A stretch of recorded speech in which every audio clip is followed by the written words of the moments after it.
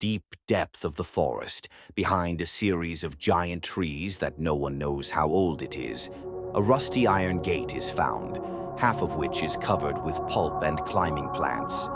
Behind this gate there was a garden, not like any garden, a garden without visitors, without noise, without laughter, without cameras, without stalls selling food. Only silence, and the voice of the wind passes between the dry branches. But the park was not empty. There were cages, and faint sounds were not heard unless they were listened well. Heavy breath, slow steps, and vibrant movements despite the dust that covered everything. In the biggest cage, the lion was standing tall, not vibrating, not moving much. In his view, nothing was arousing enthusiasm, but he kept watching the gate as if it was carrying a promise or a memory. The lion was not rising as he used to, but rather muttered, as if his voice, which terrified the forest one day, became an inner whisper that repeated old words that he does not remember, but he knows that it belongs to him. Not far, the giraffe stood. Its long neck was not only raised in search of papers, but as if to look beyond the clouds. She was spending the watches staring at the sky, touching the ground with its hoof to paint precise lines that are intertwined as a network of symbols. In the quiet corner where no one passes, a huge bear slowed the ground slowly, then stops, then hit it again. He was not angry, but sad. His blue eyes were shining in the dark as if he was crying without tears. And when you look at the top, above the only tree that is still steadfast, you see the white owls. He never slept. He watched overnight, opens his wings silently, flying in specific circles every night. It is said that the album was whispering with animals during their sleep, telling them stories about the forest that they forgot, about the days when they were free, about fresh air, running water, and running without fear. As for the wolf, he was always moving quietly.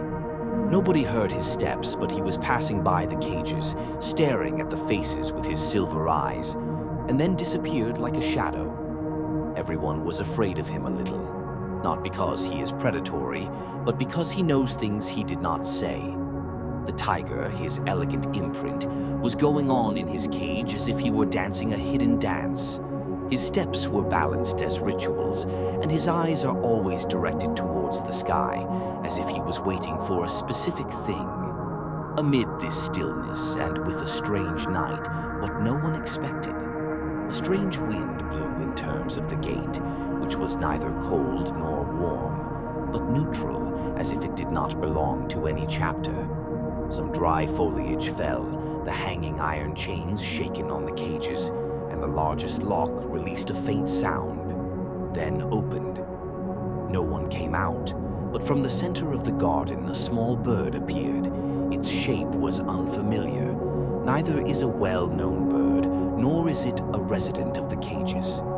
He flew over everyone, then stood on every cage for a short moment, as if he was whispering with something that no one heard. But he enters the heart directly.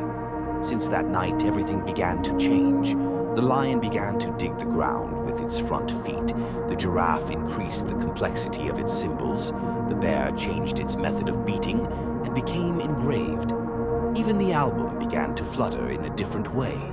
It no longer revolves around the garden, but rather over it completely, as if it was preparing to leave. The wolf, for the first time, sat in the garden and launched a long howl. Not a howl of hunger, but the howl of an advertisement. Announcement of the end, or perhaps the beginning.